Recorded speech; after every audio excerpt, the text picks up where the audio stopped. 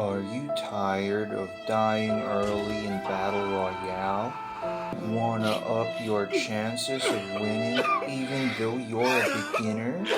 Hi, my name is Tall Fry, and today I'll be sharing with you some tips on how to get better at Call of Duty Mobile Battle Royale. Just a quick background, when I started playing COD Mobile, I would search several videos for tutorials and tips and tricks for how to survive longer and win more gunfights. And since the game has been out for more than a year, there are probably lots of new players looking for ways to get in on it.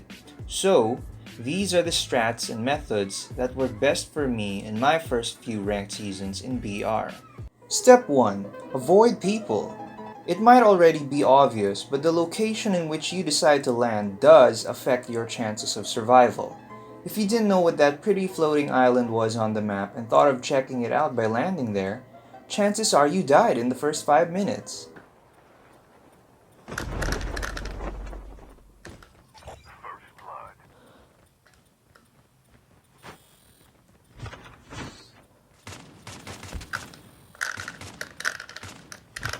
Oh, you're good.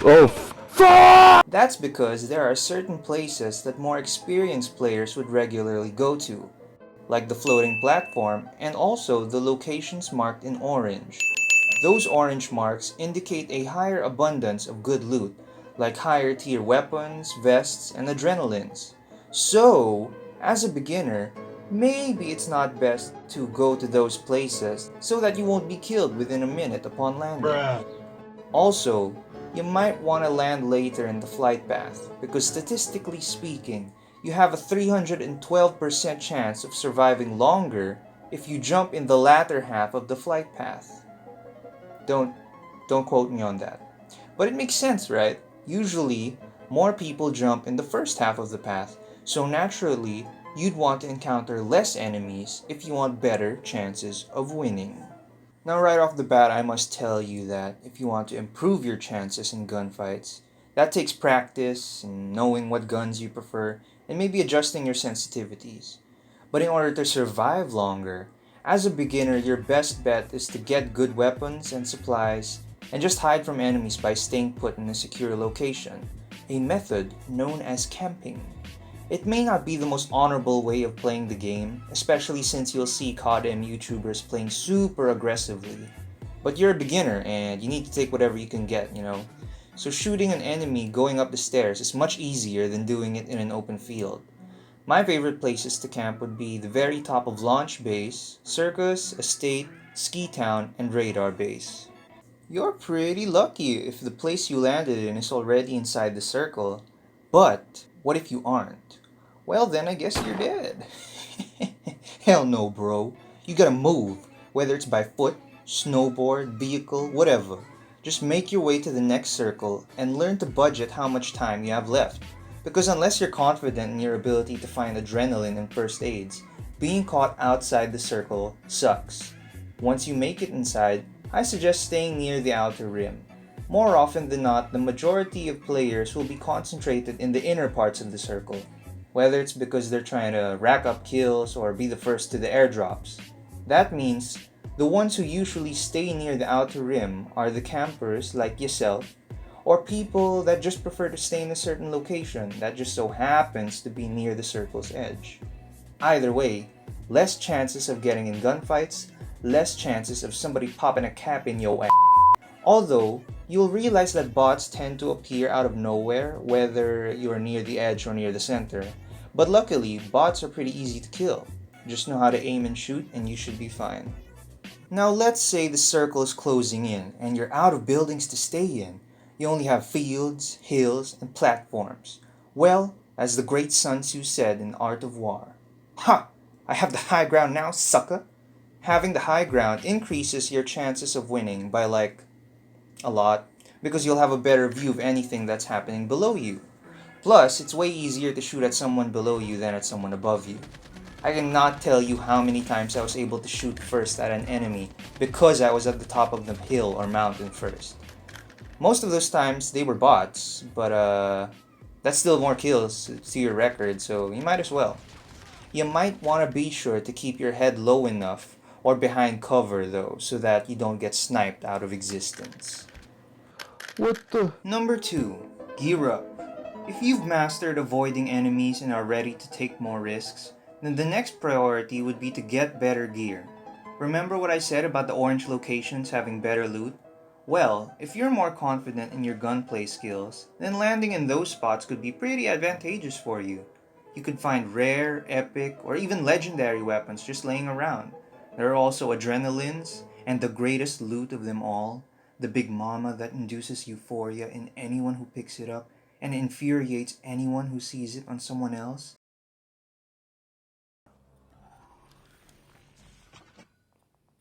Please tell me that's a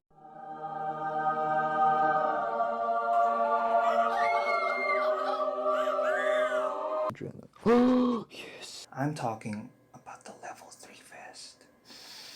Ooh, baby. You're blessed by God Himself if you get your hands on one of those early in the game.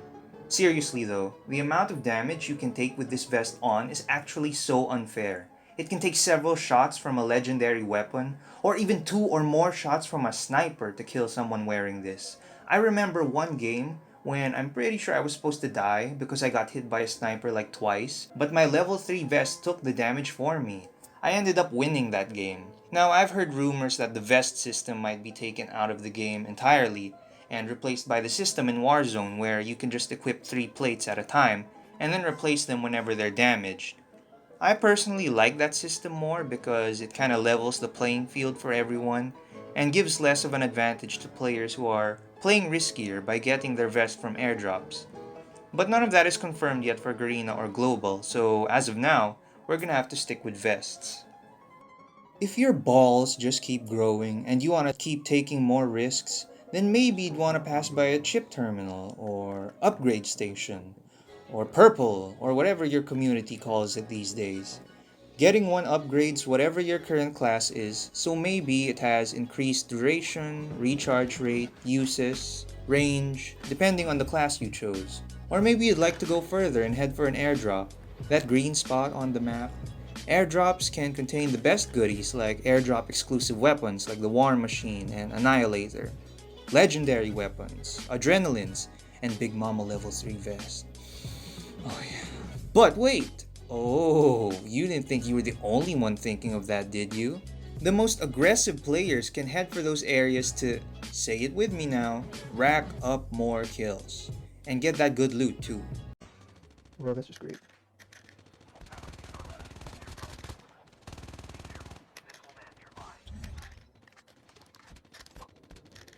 A few moments later. Oh, I hate you, I hate you, I hate you. Why did we even go there? Why did we even go there? Why? So what are you gonna do about it? What I find most useful is to go to those areas when they're sure to be outside the next circle. After the next circle is revealed, chances are that players would be moving there even though it hasn't been closing in on them yet, just for them to get a head start.